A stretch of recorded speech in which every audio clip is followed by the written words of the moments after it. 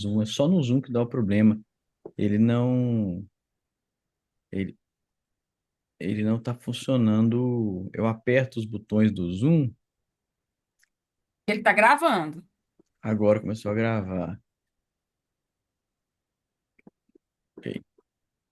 Bom dia, senhoras e senhores, quem nos acompanha pela internet. Damos início à sessão de julgamento da segunda Câmara Julgadora, do Conselho Administrativo Tributário do dia 6/8.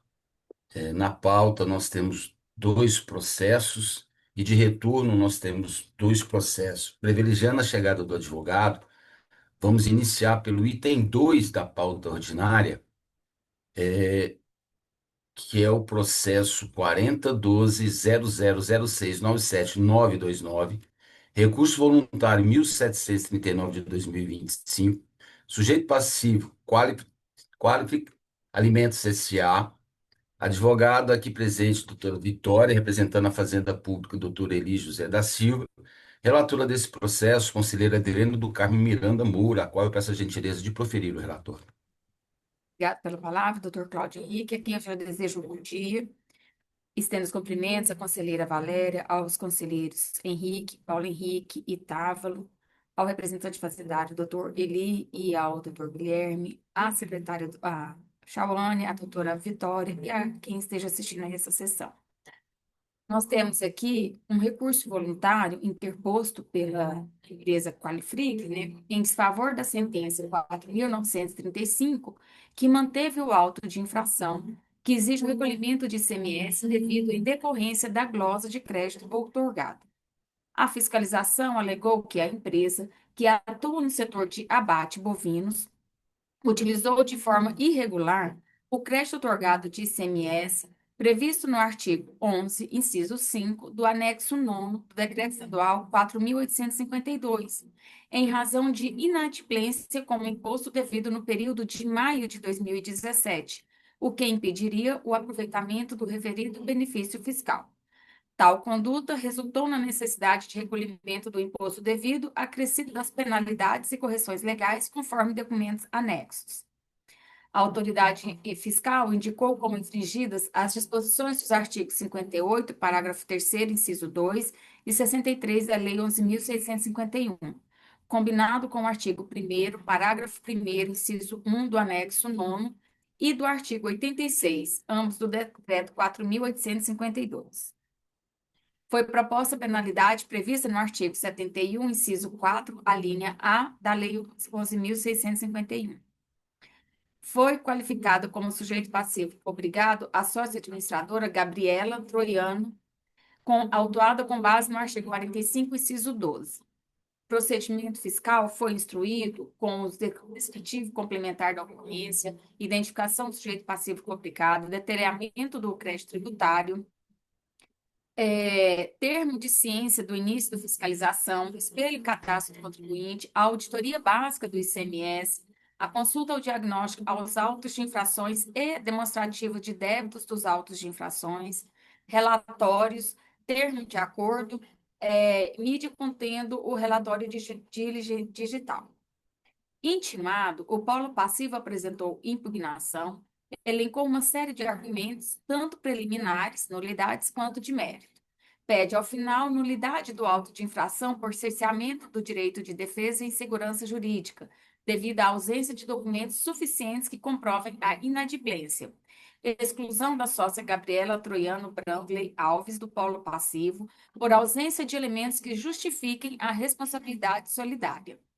Improcedência do lançamento, alegando que não houve inadimplência do período fiscal autuado, pois os estornos de créditos foram realizados conforme as disposições legais aplicáveis. A fiscalização não teria demonstrado de forma clara e objetiva a ocorrência da infração. Caso não seja possível o cancelamento do lançamento, pediu-se a redução da multa aplicada por ser confiscatória e desproporcional.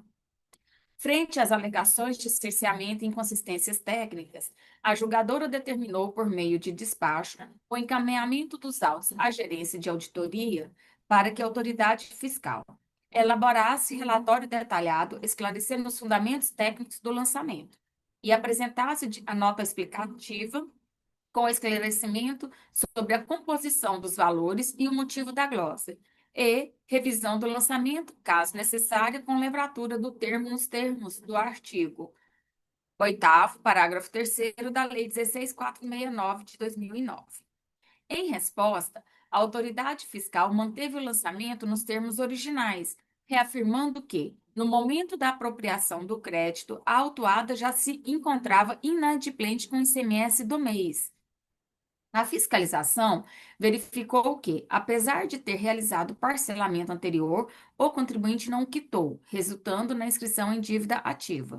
Em atendimento à ordem de serviço da GEAT, foi lavrado o auto de infração em 2020, com base na legislação vigente, diante da constatação da utilização indevida do benefício. Os documentos de folhas 141 a 150 demonstram a apropriação do crédito otorgado em descumprimento com as condições do anexo 9. A julgadora afastou as preliminares de nulidade, reconhecendo que o sujeito passivo teve amplo acesso ao contraditório e que os autos foram instruídos com documentação fiscal suficiente. A decisão exarada na sentença conheceu das impugnações e deu-lhes parcial provimento para excluir a corresponsável Gabriela, do polo passivo. No mérito, julgou procedente o lançamento fiscal, mantendo a exigência integral do crédito tributário com observância da súmula 9 de 2022 do CAT quanto aos encargos legais.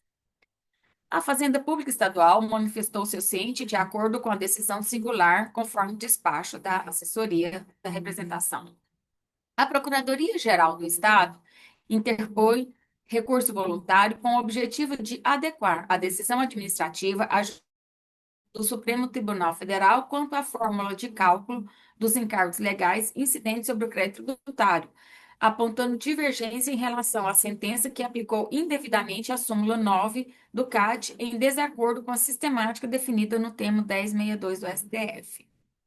Intimada, a recorrente interpõe recurso voluntário em peça idêntica à da impugnação, na qual, após fazer uma síntese do processo administrativo, sustenta preliminarmente a nulidade material do lançamento de ofício, apontando ausência de vinculação precisa entre os documentos fiscais afastados e a infração imputada.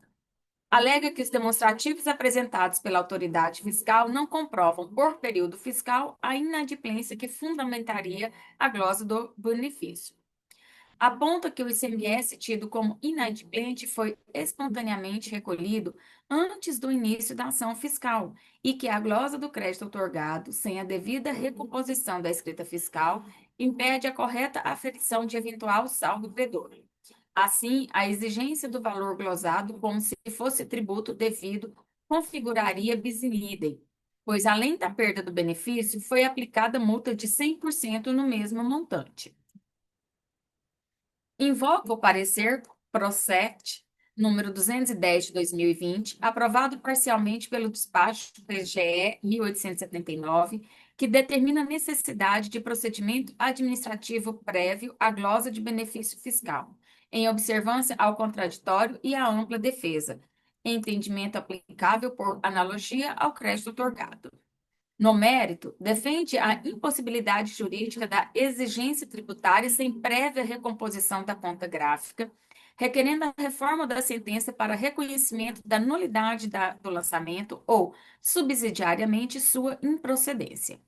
Requer, ao final, o reconhecimento da nulidade material do lançamento de ofício, alternativamente, o julgamento de improcedência do auto de infração. Caso não acolhidos os pedidos anteriores, requer ao menos a observância do entendimento constante do parecer 210, que exige notificação prévia ao contribuinte antes da glosa do benefício fiscal. A segunda Câmara do Conselho Administrativo Tributário, em sessão realizada no dia 7 de fevereiro de 2025, aprovou por unanimidade a Resolução 13, suspendendo o julgamento do recurso voluntário para intimar o sujeito passivo ao contribuinte a se manifestar quanto à eventual adesão à Lei 22.935 de 2024, que trata da convalidação de benefícios fiscais utilizados sem o cumprimento de suas condicionantes. Caso tenha aderido, deveria juntar aos autos os documentos e decisões pertinentes. A medida visa assegurar o contraditório, a ampla defesa e a apuração da verdade material, considerando que a adesão à norma pode ensejar a extinção do crédito tributário em discussão. Em resposta, o sujeito passivo comunica a não adesão à Lei 22.935 e a empresa requer o regular prosseguimento do julgamento do recurso voluntário, reiterando seu pedido de reforma de sentença para declarar a nulidade material do lançamento, sob o argumento de ausência de descrição detalhada e inteligível da infração. Subsidiariamente, postula a improcedência do auto de infração. Invoca a necessidade de procedimento administrativo breve à glosa, por analogia ao parecer, que exigem respeito ao devido processo legal antes da retirada de incentivos fiscais concedidos. Senhor coordenador, conselheira, advogada e conselheiros representantes, este é o relator. Então, nós temos aqui para apreciação, doutor Cláudio, nulidade e mérito. Muito obrigado, conselheira Adriane. Doutora Vitória, pelo prazo de 10 minutos para a sua sustentação oral. Bom dia a todos. Eu cumprimento aos senhores conselheiros, né? Cumprimento a nobre relatora, que fez um belo relatório, de fato, bem elucidativo. Cumprimento também a secretária e a todos que nos assistem. Eu vou ser breve, realmente, na minha sustentação oral, porque realmente o relatório já foi bem expositivo, né?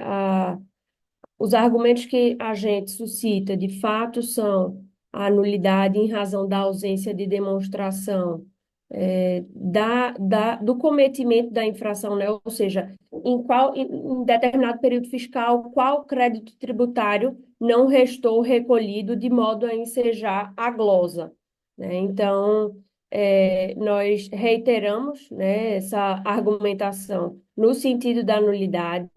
Entendemos sim que deveria ter havido, né, o refazimento da escrita fiscal para que restasse verificado, né, o cotejo entre os valores recolhidos por meio de parcelamento e os valores glosados, em detrimento de ter sido feito o lançamento na exata expressão do crédito glosado, como se devido fosse, né, desprezando realmente o recolhimento do que foi feito por meio de parcelamento. E nós suscitamos ainda, né, nós entendemos que, por ser um crédito outorgado, deveria haver um procedimento prévio, por analogia ao que é aplicado ao crédito do produzir, né, o benefício fiscal do produzir, por analogia, deveria haver, sim, um procedimento prévio que intimasse o contribuinte, indicando, né, ali os créditos fiscais que não foram recolhidos, e que ensejariam a glosa, né, uma tentativa aí de composição prévia à efetiva glosa dos créditos fiscais. Então, reiterando essas razões, nós pugnamos pela reforma da sentença de primeiro grau e, consequentemente, né, pelo provimento do recurso voluntário. Agradeço a todos. Um bom dia. Obrigado, doutora. Doutora Eli, pelo prazo de 10 minutos para a sustentação da Fazenda Pública. Pois bem, obrigado, senhor coordenador, doutor Cláudio. Cláudio Henrique, cumprimento a conselheira Adriane do Carmo, secretária Chauano, doutora Vitória, representante do sujeito passivo, conselheiros Paulo Henrique, conselheiro Henrique Santana, colega de imitação fazendária, doutor Guilherme, que aguarda o processo, e aqueles que porventura estejam nos acompanhando pelo YouTube. A todos, bom dia. Pois bem, senhor coordenador, primeiramente, quanto ao recurso da PGE, relacionado com o tema 1062 da PGE, fazendo entende que o recurso perdeu razão para ser apreciado, porquanto a situação já está definitivamente equacionada, inclusive com a indicação da aplicação do tema 1062 nos controles desta secretaria. Por conseguinte, deve ser rejeitado esse recurso. Quanto às nulidades apresentadas pelo sujeito passivo, Fazenda Pouco entende que não se vislumbra no auto o cerceamento de direito de defesa arguido.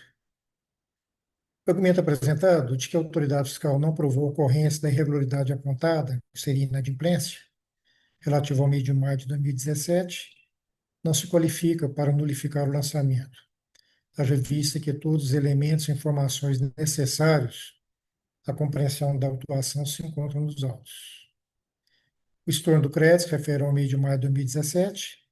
O sujeito passivo, pelas informações constantes nos autos, se encontrava inadimplente em relação ao ICMS do mês de abril de 2017, o qual deveria ser recolhido em maio de 2017. E essa situação ela foi totalmente explicitada no relatório diligencial, no qual o revisor, o próprio autuante, destacou, abre aspas, o auto de infração epígrafe, lavrado por esta fiscalização, diz respeito à omissão de recolhimento de ICMS em decorrência de utilização indevida de benefício fiscal de crédito outorgado. Lei 13.453/99, previsto no artigo 11, inciso 5º do anexo 9 do decreto 4.852/97. O parágrafo 1º do artigo 1º do anexo 9 do decreto 4.852/97, que regulamenta e disciplina a utilização dos benefícios fiscais, condiciona que o sujeito passivo esteja adimplente com ICMS relativo à obrigação tributária, cujo pagamento deve ocorrer no mês correspondente à referida utilização, conforme determinado no inciso 1 do mesmo parágrafo. O contribuinte havia omitido o recolhimento de valor do ICMS apurado no mês anterior e com vencimento no mês auditado. Conforme demonstrativo dos valores do ICMS apurado, omissões de recolhimento, mês a mês, e notas explicativas e demonstrativas de parcelamentos, fora anexados aos autos. Portanto, na ocasião de aproveitamento de tal benefício, já ciente que estava inadimplente com os valores a ser pago, o mesmo não deveria usufruir do benefício fiscal. Destaca aqui que em 24 de novembro de 2017 foi feito um parcelamento 316.389,0, indica qual o auto de fração, que em tese teria homologado o aproveitamento do benefício. Porém, não honrou com a promessa de quitação e teve seu parcelamento anunciado. E hoje o auto de fração está escrito em dívida ativa com status de petição de execução fiscal.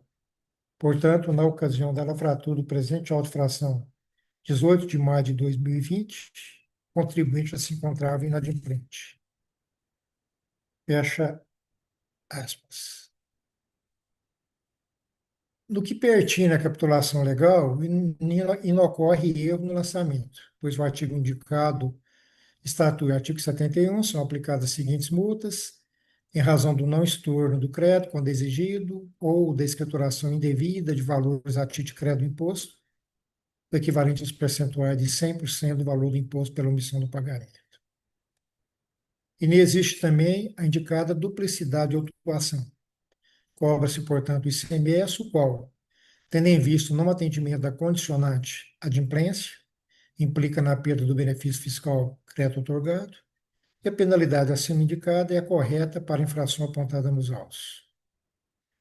Quanto aos demais argumentos, os mesmos carecem de provas, haja visto que, danados os documentos que acompanham o lançamento, verifique-se que o agente fiscal autuante primou por juntar todas as provas necessárias para a compreensão dos trabalhos realizados, complementados pela diligência determinada pelo julgador singular. Assim, entendo que o lançamento atendeu a todos os requisitos formais, estão previstos no artigo 6º da Lei 16.469, quanto ao disposto no artigo 142 do CTN. O sujeito passivo foi corretamente identificado, intimado, na forma da lei, garantindo o contraditório e a ampla defesa. O outro argumento buscando a nulidade de que deveria ter sido notificado anteriormente e busca respaldo no parecer PROCEP 210/2020, foi aprovado parcialmente pelo disparo da PGE no 1879/2020, ele não se aplica ao presente caso. Pela situação, e nós já deparamos com vários processos em que ele é aplicado, ele refere-se que qualquer impedimento à utilização do benefício em decorrência de inadimplência quanto ao saldo devedor do valor financiado, juros ou antecipação, quando verificada essa irregularidade, deve ser precedida de notificação ao beneficiário para que venha saná-la. Não é o caso. Aqui não se está discutindo a questão de inadimplência do saldo devedor, nem relacionado com juros ou antecipação. Simplesmente o que se discute nesse auto é o descumprimento de uma condição de estar adimplente para usufruto do benefício. Portanto, também não se qualifica para a pretensa nulidade. Quanto ao mérito, a Fazenda Pública pública pela manutenção do lançamento, consequentemente a sentença singular, por quanto foi apresentado pelo sujeito passivo capaz de alterar o trabalho fiscal. Os seus documentos basicamente estão elencados e tipificados nas questões preliminares de nulidade. E quanto ao mérito, não trouxe nada que pudesse desqualificar o trabalho. Importante destacar que oportunizou-se ainda, nesta fase de julgamento, para que o sujeito passivo informasse eventual adesão à Lei de Convalidação de Benefícios Fiscais 22.935/2024, a qual permitia que o sujeito passivo, implementando as condições, tivesse convalidado o benefício. Ele quedou-se inerte, tanto é que informa que não houve a referida adesão. Então, diante disso, a Fazenda Pública entende que o processo está apto para ser julgado e pugna, ao final, pela rejeição da nulidade por cerceamento de direito de defesa e pela manutenção da decisão singular que julgou procedente o lançamento. Obrigado, senhor coordenador. Obrigado, doutor Eli. Doutora Vitória, pelo prazo de 5 minutos para a sua réplica. Senhor coordenador, eu agradeço, mas não vou fazer uso da palavra, nada a acrescer. Muito obrigado. Doutor Eli, pelo prazo de 5 minutos, mais alguma consideração? Não, satisfeito, senhor coordenador. Obrigado. Obrigado. Senhoras e senhores, conferência? Não havia necessidade de conferência. Conselheira Adriana, por gentileza, seu voto. Doutor Cláudio Henrique, a matéria de nulidade e mérito são as mesmas, então eu farei o voto em conjunto. Tudo bem? Assim, eu até vou me abster de ler o voto completo, porque vai ficar um pouco cansativo, são as mesmas questões colocadas pela representação fazendária, né? Eu conheço aqui do recurso, tanto do sujeito passivo e da representação da Procuradoria-Geral, porque são tempestivos e têm amparo nos artigos 34 e 39 da Lei Processual. A recorrente, ela pede aqui a nulidade por cerceamento de defesa e ausência de provas suficientes. Ela alega ausência de fundamentação do lançamento, improcedência com base na tese de bis in idem. Ela pede a necessidade de notificação prévia antes da glosa do benefício e pede também e a improcedência do auto de infração com base nesses argumentos. Então, nós temos aqui que no mês de maio de 2017, o sujeito passivo ele não fez a quitação do ICMS normal. E aí, por isso, conforme o artigo 1º parágrafo 1º do anexo 9º, ele perde direito ao crédito otorgado, né, quando ele está em atraso, no mês que ele deveria pagar, né, nesse período aqui. Esse processo ele foi até em diligência, ainda em primeira instância, para verificar, né, as argumentações do sujeito passivo.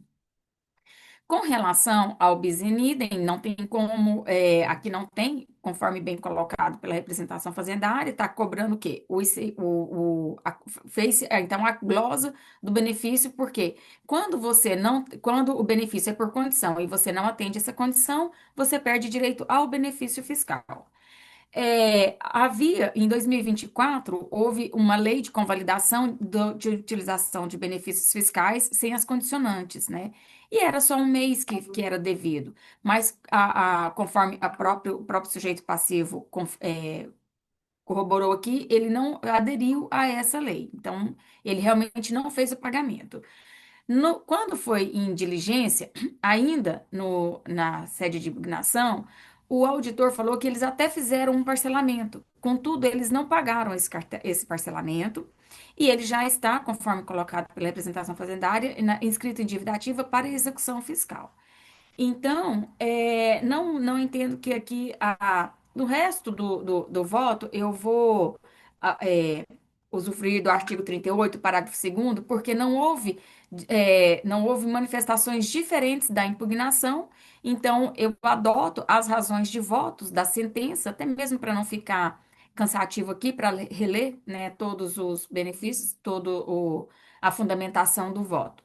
Mas aí, com relação à representação fazendária, com relação ao recurso da PGE, conforme bem colocado pela representação fazendária, já houve a perda do objeto, considerando que a própria Secretaria da Economia já colocou os novos cálculos desde 8 de janeiro de 2024, então, de 2023. Então, já não há necessidade do recurso da PGE.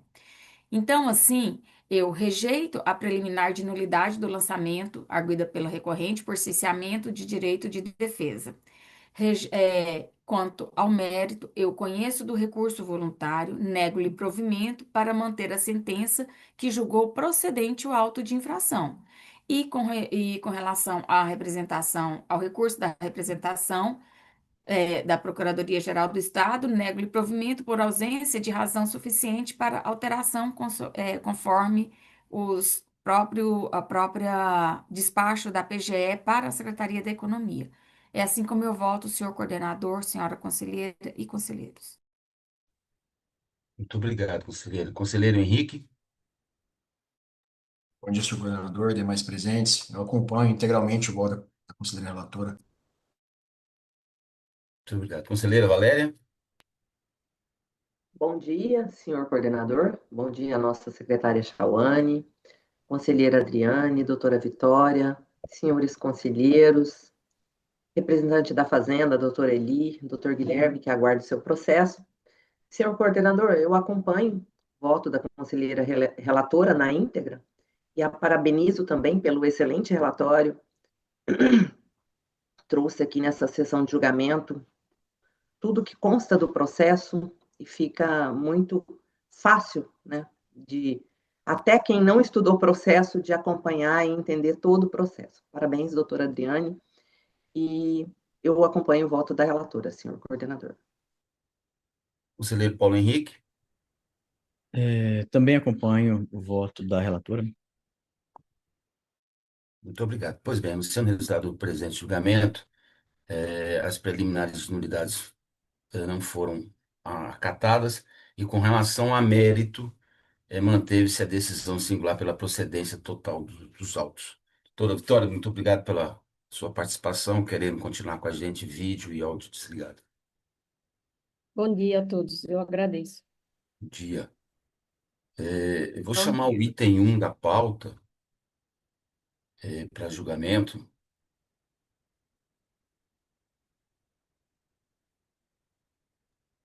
dele.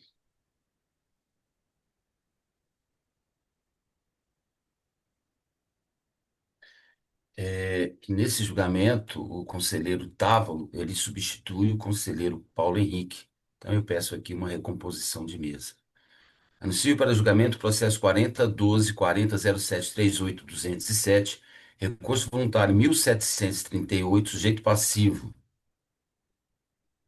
LC Comércio de Malhas Limitada, Solidário, Tiago Brites Carvalho e Luiz Celso de Oliveira. Representando o sujeito passivo não se faz presente, representando a Fazenda Pública, doutor Elígio José da Silva. Relator desse processo, o conselheiro Tavo Medeira, em substituição ao conselheiro Paulo Henrique.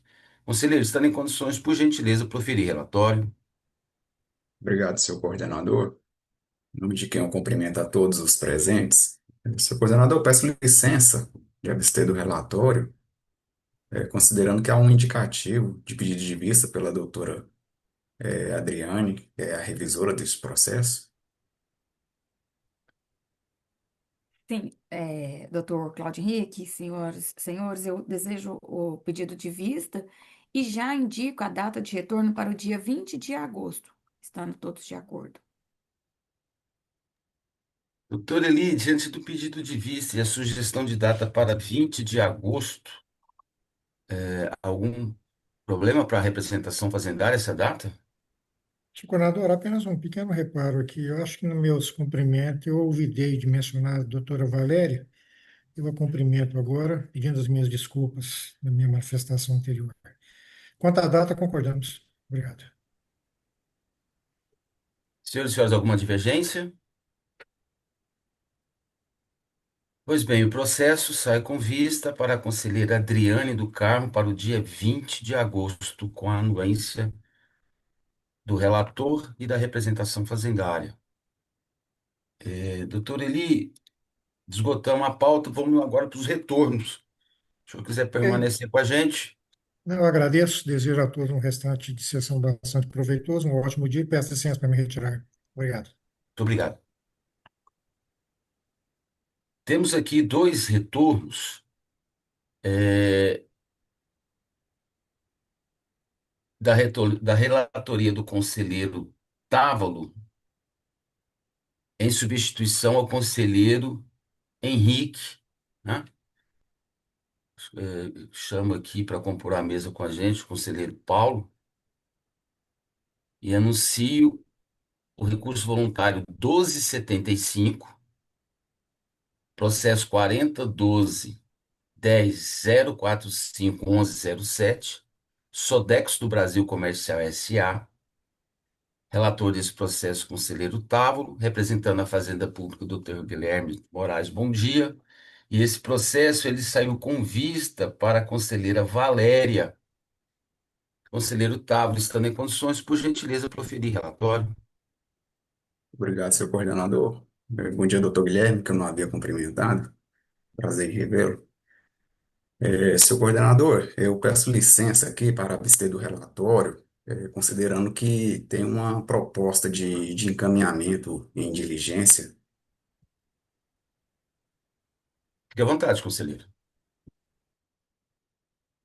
Considerando que o auto de infração trata da exigência de ICMS sobre operações interestaduais realizada pela Sodexo, do Brasil, compreendendo tanto transferências de mercadorias entre estabelecimentos do mesmo titular, quanto outras saídas interestaduais para terceiros, e sobre operações com base de cálculo supostamente inferior à prevista na legislação, no período de janeiro de 2016 a dezembro de 2020, considerando que o sujeito passivo, em sede de recurso voluntário, reitera as teses de decadência parcial, conforme artigo 150, parágrafo 4º do CTN, inaplicabilidade do CMS sobre transferências interestaduais entre estabelecimentos do mesmo titular,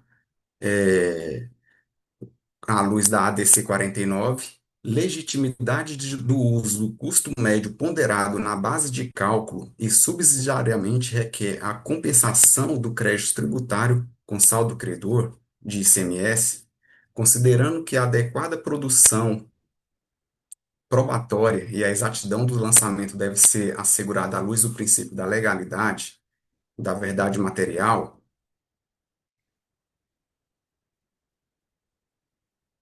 eu entendo converter o julgamento em diligência para que os autos sejam encaminhados à auditoria, à gerência de auditoria de varejos e serviços, preferencialmente pela mesma autoridade fiscal responsável pela lavratura do auto de infração, para que seja providenciado referente à decadência, apresentar um demonstrativo detalhado, mês a mês, informando os valores do ICMS declarados e pagos antecipadamente pelo contribuinte em cada período, inclusive comprovando a existência ou não de pagamento parcial, para subsidiar a análise da aplicação do artigo 150, parágrafo 4º do CTN, quanto à decadência dos fatos geradores de janeiro a abril de 2016.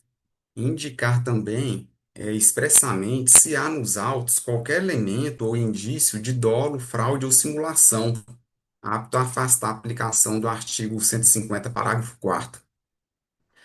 Outro ponto é referente à discriminação das operações interestaduais.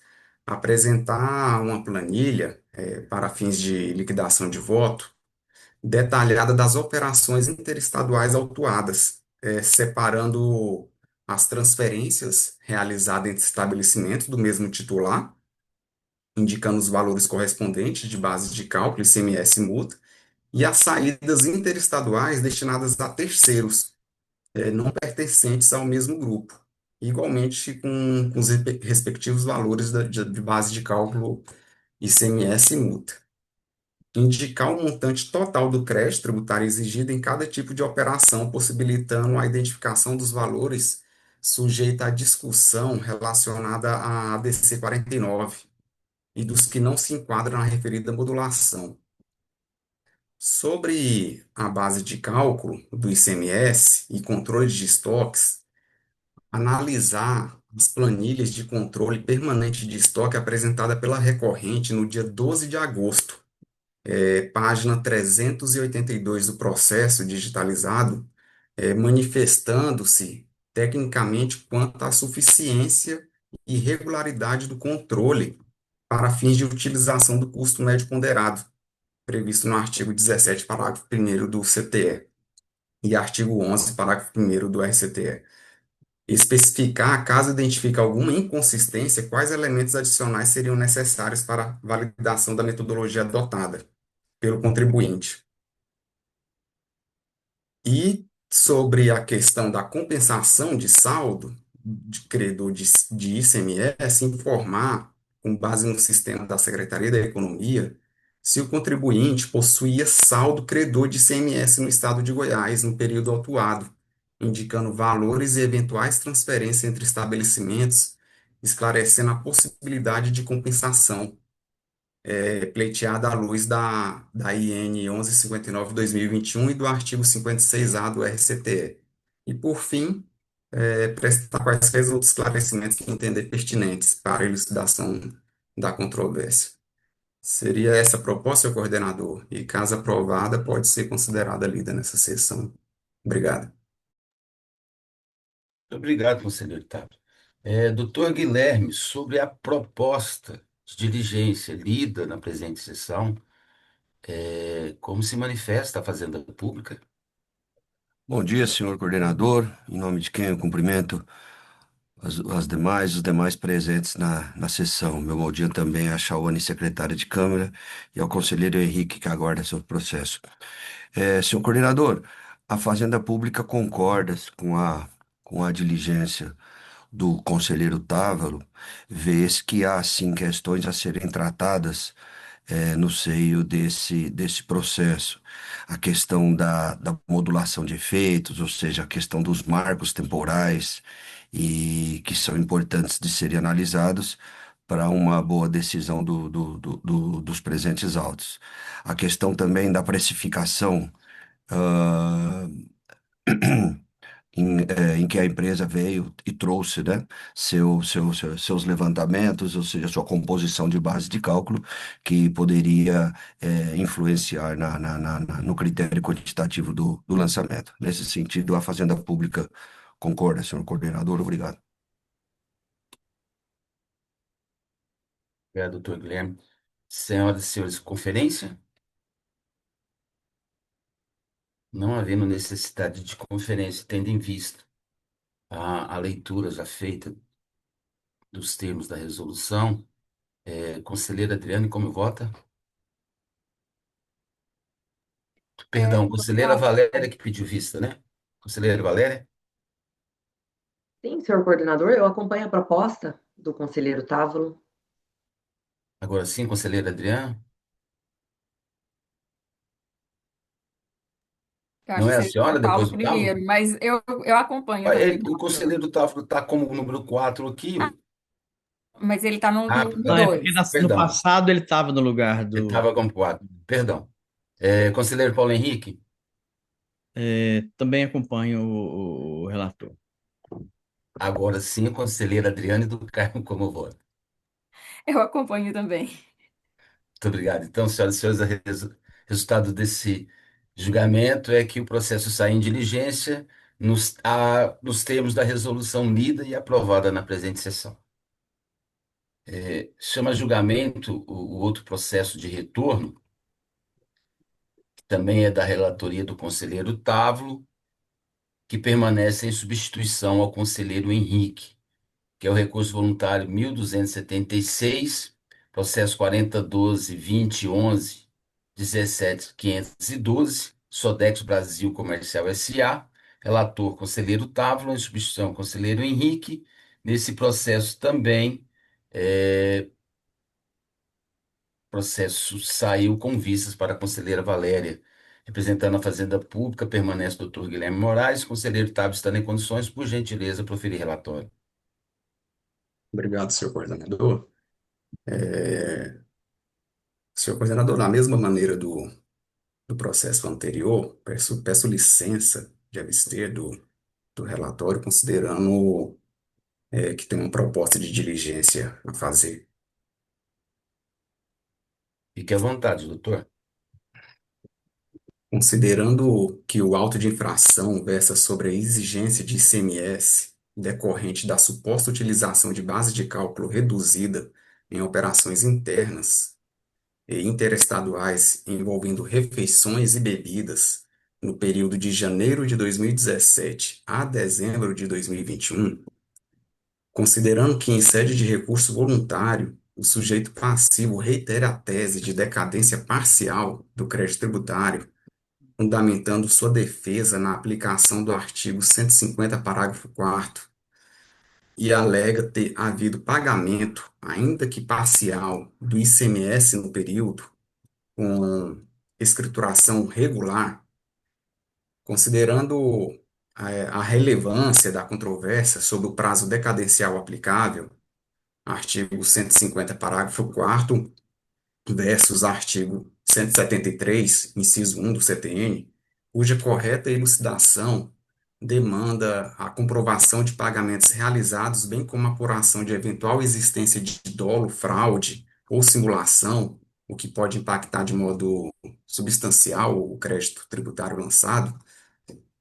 Entendo encaminhar os autos à gerência de auditoria de varejos e serviços, para que seja para que seja apresentado um demonstrativo detalhado, mês a mês, informando os valores do ICMS declarados e pagos antecipadamente pelo contribuinte em cada período, inclusive comprovando a existência ou não de pagamento parcial, para subsidiar a análise da aplicação do artigo 150, parágrafo 4º do CTN, quanto à decadência dos fatos geradores, indicar expressamente nos autos qualquer elemento ou indício de dolo, fraude ou simulação, e, por fim, prestar quaisquer outros esclarecimentos ou informações pertinentes para elucidação da controvérsia. Seria essa a proposta, senhor coordenador. Caso aprovada, pode ser considerada lida.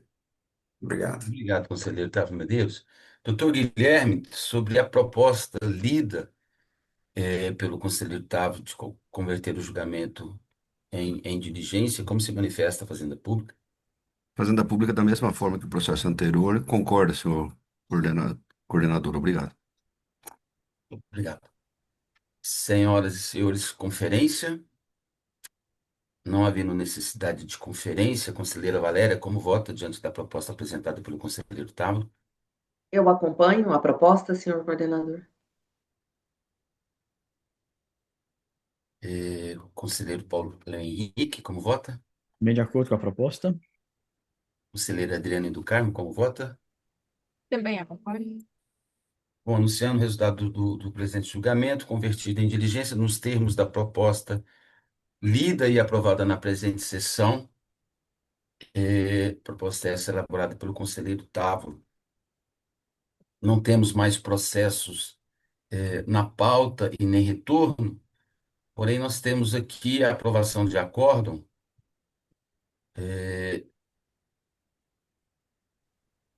que é, cadê?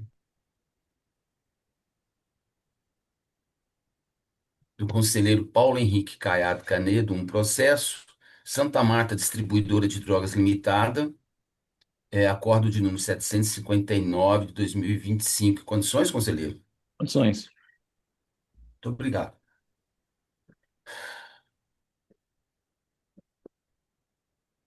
Então, aqui anuncio o fim do julgamento da presente sessão, convocando a todos para a nossa sessão do dia 7/8, a partir das 8h30. A todos um bom resto de dia. Muito obrigado.